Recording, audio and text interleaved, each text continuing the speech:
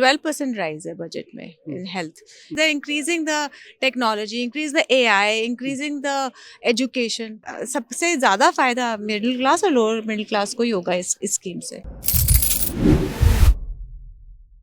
Usually criticism ये होती है मैम कि हेल्थ और एजुकेशन ऐसे दो सेक्टर्स हैं जिस पे गवर्नमेंट का बहुत ज़्यादा ध्यान नहीं रहता. इस बार का जो बजट आया उसमें आपको क्या लगता है कि हेल्थ के सेक्टर पे फोकस रहा है गवर्नमेंट का? आई थिंक बहुत फोकस ज़्यादा है इस पर. मुझे लगा कि आई थिंक कोविड के होने के पैंडेमिक के बाद से फोकस बढ़ गया है. 12% राइज है बजट में इन हेल्थ. एंड उस पर कितना फोकस है, उसमें new technology, pharmaceutical industry, research, इन सब पे फोकस है. नर्सिंग कॉलेजेस, एजुकेशन बढ़ाने पे फोकस है. सो हेल्थ का focus, I think this time budget is very good for health. ठीक है. एक डिमांड ये रही कि एजुकेशन और हेल्थ जैसे सेक्टर्स में कोशिश ये करें कि जीडीपी का जो प्रोपोर्शन है स्पेंड करने का वो बढ़ाएं. मतलब जैसे एजुकेशन को लेकर तो 6% बोलते हैं, सिमिलर डिमांड रहती है हेल्थ को लेकर भी. एनईपी में मतलब इसका जिक्र था.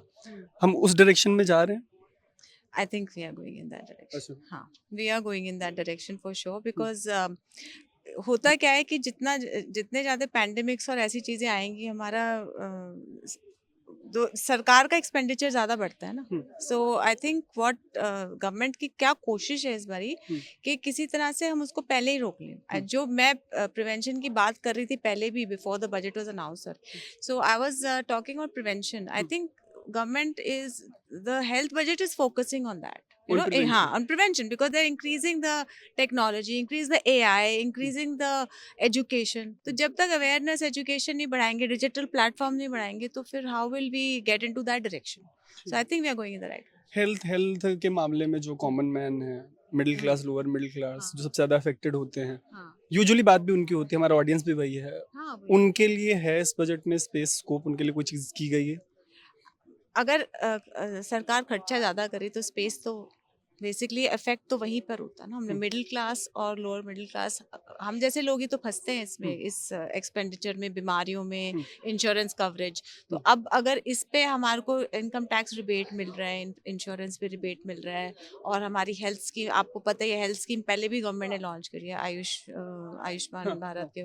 तो अब जब आपको एज आप गरीब हो और आपके पास पैसे नहीं है, या आपके कोई ऐसी बीमारी आ जाए जिसमें आपको बहुत प्रॉब्लम हो जाए, तो अगर आपके पास इंश्योरेंस है जो गवर्नमेंट पे कर रही है, तो वो स्कीम तो ऑलरेडी लागू है.